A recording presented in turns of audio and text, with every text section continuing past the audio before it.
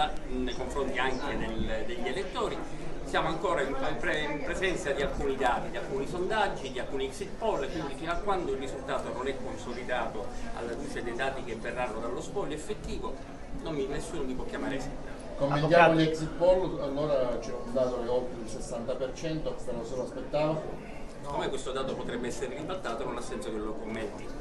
Avvocato, però insomma l'indicazione sembra essere abbastanza chiara. In ogni caso, qual è un suo primo commento rispetto a quello che potrebbe essere, diciamo, lo scenario per questa città? Allora io vi dico che nel caso in cui dovesse essere confermato il risultato a mio favore, che sia col 40,01%, sia col 60%, che sia col 70%, cambia poco. Nel senso che comunque io ho subito detto che avrei voluto instaurare un patto con la città.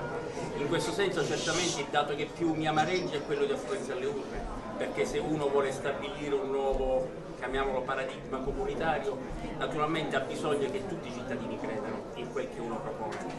Questa bassa affluenza alle urne è certamente un passo falso nella città, ma un'amministrazione deve avere anche la capacità di incoraggiare chi non è andato a votare a riappassionarsi della cosa pubblica, perché la città non è del sindaco, ma la città è dei catanesi. In che modo recuperare queste persone che non hanno fiducia nelle istituzioni perché non vanno a votare? Innanzitutto con una serie di iniziative che mi auguro piacciono subito ai catanesi.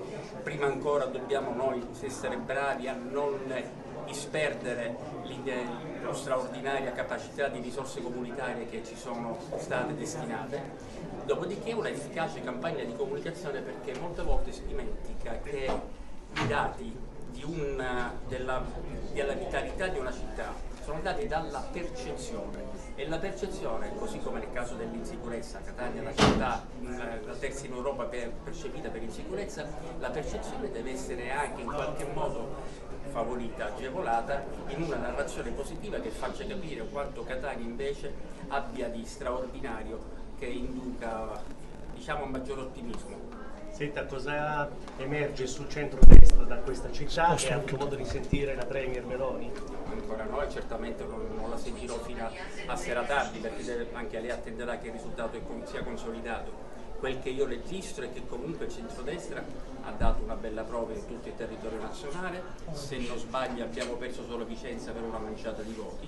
Questo significa che alla prova dei fatti il governo Meloni regge benissimo, anzi è stato premiato dagli italiani come uno spirito, un'energia che merita la fiducia degli italiani, che pertanto deve continuare su questa strada. Sarà anche il sindaco della città metropolitana, c'è da lavorare parecchio anche in quei comuni. Questa è una delle criticità, non ho alcune difficoltà a dirlo, perché purtroppo la città metropolitana, fino a quando non ci saranno le elezioni, sarà pur sempre abbastanza evanescente, anzi anche sfuggente se vogliamo, perché non si capisce bene chi comanda, chi fa e che cosa fa. Questo poi è un altro tema che dovrò affrontare nel momento in cui dovessi essere confermato sindaco, nel momento in cui prenderò possesso della carica, e a quel punto verificherò, si chiamano i vari dossier. Avvocato, Prima la cosa da verità... fare a Catania, se dovesse essere confermato sindaco? La primissima cosa da fare, come dicevo prima, intanto verificare lo stato dell'arte sui fondi del PNRR, perché noi, in particolare io, ne abbiamo intercettati per oltre 100 milioni di euro.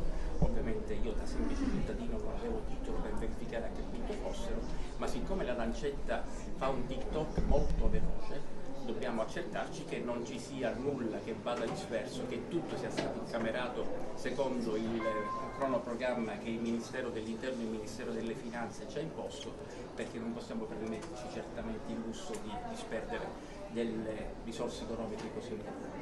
Quando è entrato